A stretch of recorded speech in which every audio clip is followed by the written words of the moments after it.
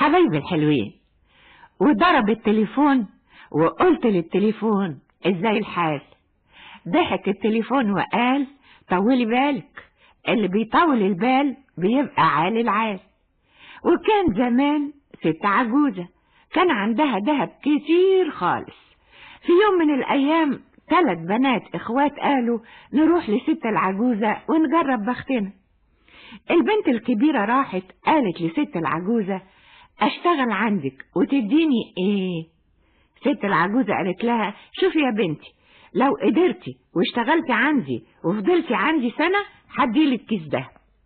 والبنت الكبيرة قالت اشتغل.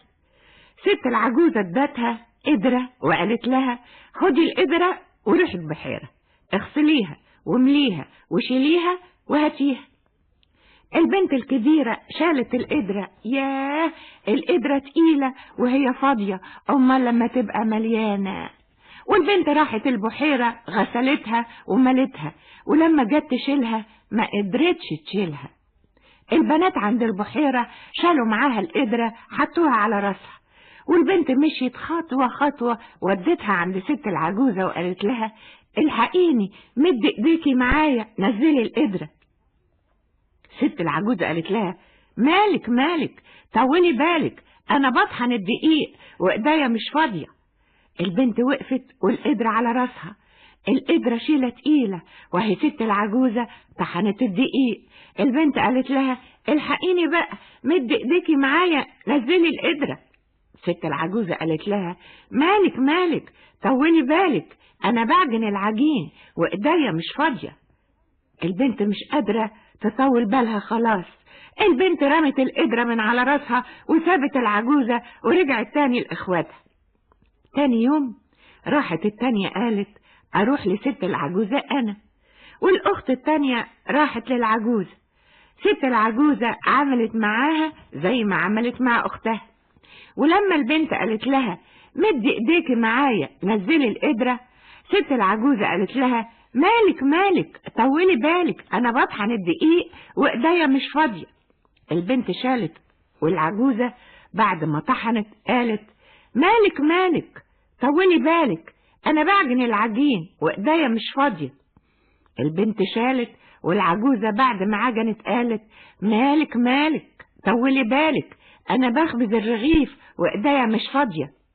والبنت شالت، والعجوزة بعد ما خبزت قالت مالك طولي بالك، انا باكل الرغيف وايديا مش فاضية. والبنت شالت، والعجوزة بعد ما اكلت قالت دلوقتي بقى انزل القدرة. ادنتي يا بنتي قدرتي واشتغلتي وفضلتي عندي يوم، لكن يا ترى ايه اللي هيجرى بكرة؟ تاني يوم ست العجوزة ادت البنت قمحاية وقالت لها خدي القمحاية دي واعمليها رغيف اكل منه لغاية ما اشبع. البنت تسمع تستغرب، البنت قالت الست دي ايه عبيطة ولا ايه؟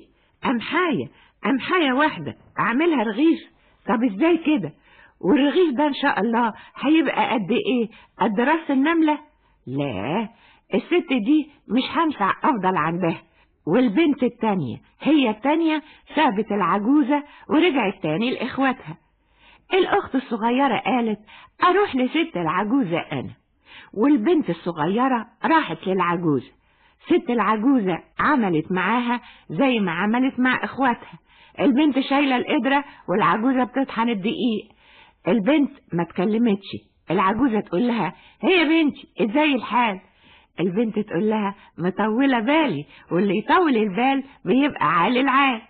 والبنت شايلة القدرة والعجوزة بتعجن العجين وبتخبز الرغيف وبتاكل الرغيف، وكل حبة بتسأل هي بنتي ازاي الحال؟ البنت تقول مطولة بالي، واللي يطول البال بيبقى عالي العال. والعجوزة بعد ما اكلت رغيفها قالت دلوقتي بقى امد ايديا وانزل القدرة. ادنتي يا بنتي قدرتي واشتغلتي وفضلتي عندي يوم، لكن يا ترى ايه اللي هيجرى بكرة؟ تاني يوم ست العجوزة ادت للبنت قمحاية وقالت لها خدي القمحاية دي واعمليها رغيف اكل منه لغاية ما اشبع. البنت الصغيرة تسمع ما تستغربش، لكن تاخد القمحاية وتمشي. البنت اخدت القمحاية زرعتها جوه الارض وكل شوية تطل عليها وتسقيها. طلع من القمحاية عود أخضر، والعود الأخضر بقى أصفر، والعود الأصفر طلع منه حب قمح كتير. أخدتهم البنت، طحنتهم، عجنتهم، خبزتهم، وعملتهم رغيف أكلت منه العجوزة وشبعت. وفي الآخر ضحكت العجوزة للبنت الصغيرة وقالت لها: اشتغلتي وتعبتي، طولتي بالك وصبرتي، واللي بيطول باله يهنياله. ست العجوزة ادت البنت الصغيرة كيس مليان دهب. البنت رجعت بيتها فرحانة، تضحك وتقول: صحيح صحيح، اللي بيصبر ويطول البال هو اللي بيبقى عال العال. الله، دي الأخت الصغيرة بتقول زي التليفون ما قال لنا. هي البنت بتاع زمان كانت زينا، وكان عندها تليفون وبتسمع كلمة التليفون. على العموم نقول الغنوة.